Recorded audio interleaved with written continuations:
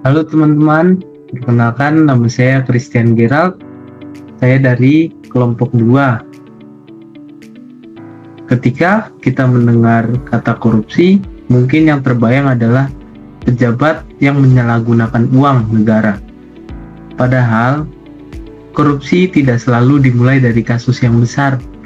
Korupsi sering berawal dari kebiasaan kecil yang dianggap biasa, seperti berbohong, mencontek, atau titip absen. Sebagai mahasiswa, kita adalah calon pemimpin masa depan. Karena itu, membangun budaya anti korupsi harus dimulai sejak berada di bangku kuliah. Kampus bukan hanya tempat mencari ilmu, tetapi juga tempat membentuk karakter dan integritas. Hari ini, kami akan membahas mengapa perilaku anti korupsi penting diterapkan dalam kehidupan sehari-hari. Oke, selanjutnya narasumber yang kedua. Bentuk perilaku koruptif di kampus. Mungkin kita berpikir bahwa korupsi tidak terjadi di lingkungan kampus. Faktanya banyak perilaku koruptif yang sering dianggap sepele. Contohnya adalah pertama, menyontek saat ujian. Misalnya seorang mahasiswa membawa catatan kecil atau melihat jawaban temannya agar mendapatkan nilai yang baik tanpa usaha sendiri. Yang kedua, titip absen kepada teman. Seorang mahasiswa yang tidak hadir meminta temannya untuk mengisi daftar hadir sehingga dosen menganggap ia mengikuti perkuliahan, padahal tidak. Yang ketiga, melakukan plagiarisme dalam tugas. Contohnya, mahasiswa menyalin tugas dari internet atau karya orang lain tanpa mencantumkan sumber dan mengakuinya sebagai hasil pekerjaan sendiri. Yang keempat, memasukkan tanda tangan dosen. Misalnya, mahasiswa meniru tanda tangan dosen pada dokumen tertentu agar proses administrasi menjadi lebih cepat. Yang kelima, memanipulasi laporan kegiatan organisasi sebagai contoh, panitia suatu kegiatan membuat laporan pengeluaran yang lebih besar dari biaya sebenarnya, sehingga terdapat sisa dana yang dapat digunakan untuk kepentingan pribadi. Yang keenam, menyalahgunakan dana organisasi. Misalnya, dana yang seharusnya digunakan untuk kegiatan mahasiswa justru dipakai untuk kebutuhan pribadi pengurus organisasi. Perilaku tersebut tidak langsung merugikan negara, tetapi merusak nilai kejujuran dan menciptakan budaya ketidakadilan. Jika kebiasaan ini terus dilakukan tanpa rasa bersalah, maka seseorang akan lebih mudah melakukan pelanggaran yang lebih besar di masa depan. Dalam kehidupan sehari-hari, kita sering mendengar tuduhan adanya pemberian uang atau imbalan kepada pihak-pihak tertentu untuk memengaruhi tindakan mereka. Jika hal tersebut benar dapat dilakukan, maka tindakan tersebut termasuk suap, yang merupakan salah satu bentuk korupsi. Namun, kita harus berhati-hati dan tidak langsung mempercayai informasi yang belum terbukti kebenarannya. Oleh karena itu, sebagai mahasiswa, kita harus membiasakan diri untuk bersikap jujur, bertanggung jawab, dan menjunjung tinggi integritas dalam setiap kegiatan akademik maupun organisasi, agar dapat mencegah munculnya budaya korupsi sejak dini. Terima kasih. Nah, rekan-rekan sekalian, menurut kalian kenapa nih kampanye anti korupsi tidak hanya dilakukan melalui seminar saja? Karena pesan moral akan lebih mudah diterima jika disampaikan melalui media yang menarik. Salah satunya adalah seperti melalui lagu serta cerita pendek. Karena lagu itu memiliki kekuatan untuk menyampaikan pesan secara sederhana dan mudah diingat.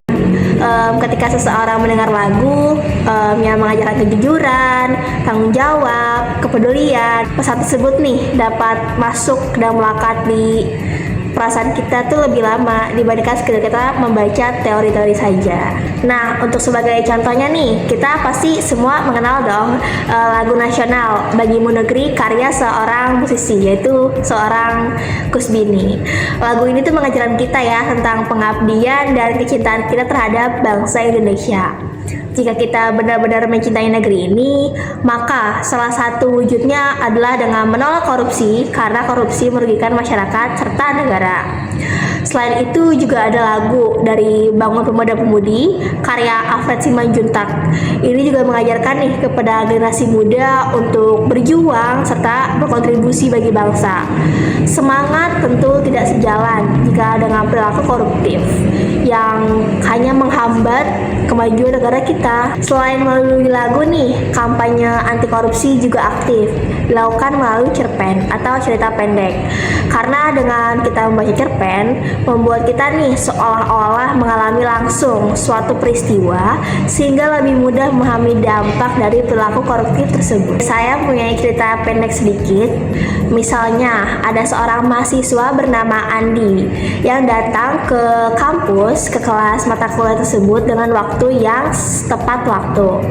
Nah, suatu hari nih, tiba-tiba kita sebut rekannya bernama Roni menghubunginya. Si Roni bilang, "Di, tolong titip absen ya, aku masih di jalan." Nah, Andi ketika membaca pesan tersebut, kayak dia langsung bilang kayak, "Oh, kan titip absen ini kan bentuk ketidakjujuran yang mengarah ke korupsi. Jadi si Roni ini bakal tetap di absen, tapi nggak benar-benar hadir." Akhirnya Andi pun berpikir sejenak, dan Andi pun menjawab, "Maaf, aku nggak bisa, karena kalau titip absen itu berarti aku ikut berbohong." Dan ya pasti Roni mendengar Andi berkata tersebut, Roni kecewa.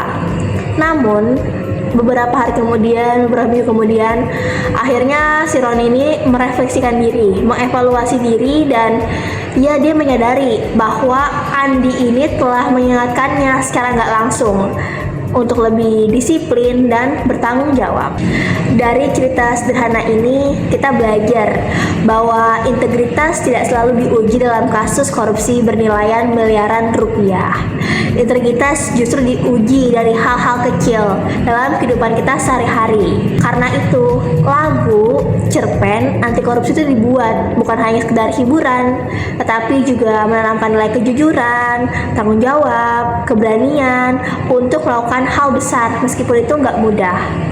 Korupsi besar memang seringkali berawal dari pembiaran terhadap kecurangan kecil. Maka dari itu, budaya korupsi harus dimulai dari hal sederhana seperti jujur dalam perkataan, jujur dalam tindakan, jujur dalam menjalankan tanggung jawab sebagai mahasiswa. Dampak korupsi bagi mahasiswa dan bangsa. Korupsi memiliki dampak yang sangat luas. Di lingkungan kampus, korupsi menyebabkan hilangnya kepercayaan, menurunkan kualitas pendidikan, dan menciptakan persaingan yang tidak sehat. Misalnya, mahasiswa yang rajin belajar bisa dirugikan oleh mahasiswa yang memperoleh nilai tinggi melalui cara curang. Dalam skala yang lebih besar, korupsi dapat menghambat pembangunan, meningkatkan kemiskinan, memperlebar kesenjangan sosial, serta mengurangi kualitas pelayanan publik. Karena itu, korupsi bukan hanya masalah hukum, tetapi juga masalah moral yang dapat menghambat kemajuan bangsa. Membangun budaya anti korupsi tidak hanya dilakukan secara instan. Perubahan harus dimulai dari diri sendiri. Saya ingin memberikan tips nih, ada beberapa langkah sederhana yang dapat kita lakukan. Yang pertama itu menolak menyontek dan plagiarisme. Lalu yang kedua, tidak melakukan titip absen. Lalu yang ketiga, mengelola dana organisasi secara transparan. Direkap melalui biasanya secara RAB ya, rancangan anggaran biaya per tahun. Lalu juga ada yang keempat, menjadi teladan dalam kejujuran dan tanggung jawab. Ingatlah bahwa integritas adalah modal utama seorang mahasiswa. Prestasi yang diperoleh secara jujur akan jauh lebih berharga dibandingkan keberhasilan yang dicapai melalui kecurangan. Mari menjadi generasi yang tidak hanya cerdas secara akademik, namun juga kuat dalam karakter dan integritas. Bersama kita wujudkan kampus yang bersih, transparan, dan bebas korupsi. Lalu saya punya slogan untuk anti korupsi. Yang pertama itu berani, jujur, dan hebat. Korupsi dimulai dari kebiasaan buruk, integritas dimulai dari kebiasaan diri sendiri.